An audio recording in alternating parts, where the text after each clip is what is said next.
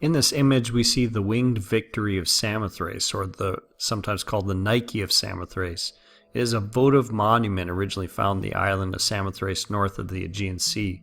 It's a masterpiece of Greek sculpture from the Hellenistic era, dating from the beginning of the 2nd century BCE. It is composed of a statue representing the goddess Nike, or victory. Not Nike the shoe, although perhaps the shoe company took the name for victory. And the head and arms are missing, and its base is in the shape of a ship's bow. Originally, there would have been a head and an arm and a sword raised. The total height of the monument is 5.57 meters, including the stand that's on. The statue alone measures 2.75 meters. Sculpture is one of a small number of major Hellenistic statues surviving in the original rather than Roman copies, because much of what we know from Greek sculpture is copies that were made in Rome. But this is the original, and here we see a master work carved out of stone. The reason I'm showing this is two reasons. One is that some of the items that we'll look at in art history we look at because they're culturally important. They're the best examples of statues or art that we find from a time period. And this is one of those cases. Here we see Greek artists who have reached the height of their skill. And one thing that's really interesting about Greek art is the way that it progresses very quickly through time, from very rudimentary images, human images, to very realistic images. And although this piece, it's very old and parts are missing, we can still see the human form and the tremendous craft. Consider that this was carved out of stone with stone tools without the help of a computer or a CNC machine. It was all done by hand and by the skill of the artist, and a skill that was passed on from generation to generation through an apprenticeship type learning.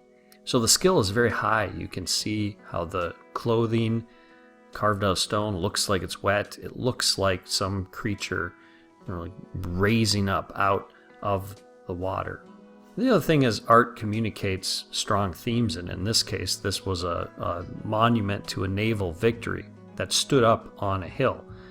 And we can see how art without words can clearly communicate some themes of culture, things that were important at that particular time period. In this case, there was an actual victory, and they wanted to communicate that and have it so that future generations could see. So we're going to look at art pieces that are the best examples from this time period, and it also gives us a great glimpse into that time period, what was considered beautiful, what was considered to be the height of aesthetics, and that's very much about Greek art.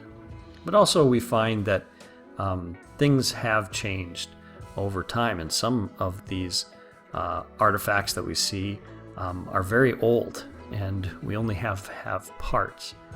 This particular one, for example, when it was discovered in 1863, it was buried in the sand, so it had to be dug up and it was put back together in pieces. Today it's in the Louvre Museum in Paris, France, and it's one of my favorite art pieces. It's another reason I wanted to show you this, is that art is beautiful, and art is something that can take you to a different place and really lets you kind of go back in time. It's like a time travel machine. So I hope you enjoy this class as we look at some of the great pieces of art through time, and hopefully you'll find a piece of art that speaks to you, or something that you find very interesting and beautiful throughout the class. Thank you.